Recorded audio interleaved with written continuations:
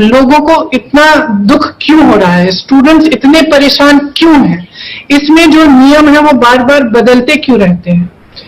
तो मैं आप सबको कहना चाहती हूँ कि आज जिन बच्चों से मैंने बात की वो मुझे बता रहे थे कि कितना संघर्ष करके सिर्फ पढ़ाई नहीं, उनके लिए ये जो इम्तिहान है, ये जो परीक्षा है, ये एक जीवन के भविष्य की का द्वार है, जिसके जरिए वे अपने जीवन के भविष्य को बना सकते हैं, जिसके जरिए पूरे परिवार के लिए, आगे के लिए वो अपनी लाइफ बना सकते हैं, अपना फ्यूचर बना सकते हैं। तो अगर हम एक साथ आवाज नहीं उठाएंगे, अगर हम ये डिमांड नहीं करेंगे कि कोई परिवर्तन आए, तो ये एक ऐसा सिलसिला बन जाएगा कि यूपी की सरकार तो वैसे भी समझ रही है कि चाहे कुछ भी हो जाए, कहीं घोटाला हो रहा है, भ्रष्टाचार हो रहा है, ना आपको आवाज उठाने दे रहे हैं, कह रहे हैं कि कहीं कहीं सरकार विज्ञापित कर रही है कि अगर आप आवाज उठाएंगे आप पे मुकदमे किए जाएंगे। तो या तो हम सब चुप बैठ जाएं तो कभी कोई परिवर्तन नहीं आने वाला, या हम आवाज उठाएं और हम सरकार से जवाबदेही मांगे। मुख्यमंत्री जी बताएं कि वो जिम्मेदारी ले रहे हैं कि नहीं ले रहे हैं। ठोस कार्रवाई होनी चाहिए, पूरी तरह से पारदर्शिता के साथ कार्रवाई होनी चाहिए। जो कार्रवाई होनी चाहिए वो तय करें, लेकिन ये सिर्फ आपका भविष्य नहीं है, ये पूरे प्रदेश का भविष्य है, एक पूरे जेनरेशन का भविष्य है, और उस प्रदेश की जिम्मेदारी मुख्यमंत्री जी की है।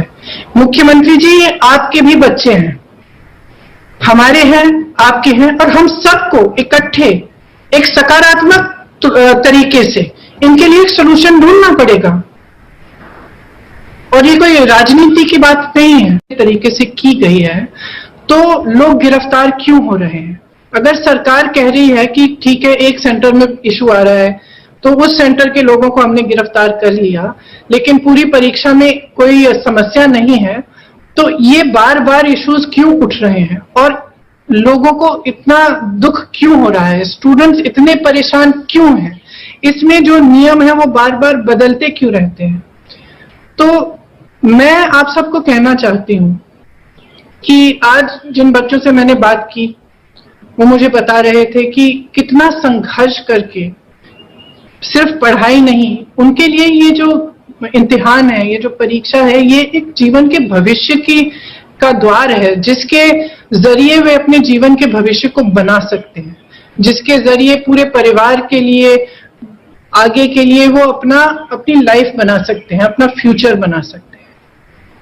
तो अगर हम एक साथ आवाज नहीं उठाएंगे, अगर हम ये डिमांड नहीं करेंगे कि कोई परिवर्तन आए, तो ये एक ऐसा सिलसिला बन जाएगा कि यूपी की सरकार तो वैसे भी समझ रही है कि चाहे कुछ भी हो जाए, कहीं घोटाला हो रहा है, भ्रष्टाचार हो रहा है, ना आपको आवाज उठाने दे रहे हैं, कह रहे हैं कि कहीं कहीं सरकार विज्ञापित कर रही है कि अगर आप आवाज उठाएंगे आप पे मुकदमे किए जाएंगे।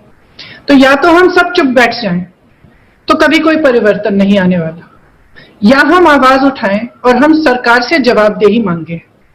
मुख्यमंत्री जी बताएं कि वो जिम्मेदारी ले रहे हैं कि नहीं ले रहे हैं। ठोस कार्रवाई होनी चाहिए, पूरी तरह से पारदर्शिता के साथ कार्रवाई होनी चाहिए। जो कार्रवाई होनी चाहिए वो तय करें, लेकिन ये सिर्फ आपका भविष्य नहीं है, ये पूरे प्रदेश का भविष्य है, एक पूरे जेनरेशन का भविष्य है, और उस प्रदेश की जिम्मेदारी मुख्यमंत्री जी की है। मुख्यमंत्री जी, ये आपके भी बच्चे हैं, हमारे हैं, आपके हैं, और हम सबको इकट्ठे एक सकारात्मक तरीके से इनके लिए एक सोल्यूशन ढूंढना पड़ेगा। और ये कोई राजनीति की बात नहीं है, ये एक बहुत स्पष्ट बात है, एक जेनरेशन का भविष्य। YouTube चैनल को सब्सक्राइब करके घंटी का बटन जरूर दबाना। खबरें कैसी लगी, अच्छी या फिर खराब, कमेंट्स जरूर करना। आपके कमेंट्स का इंतजार करेंगे। धन्यवाद।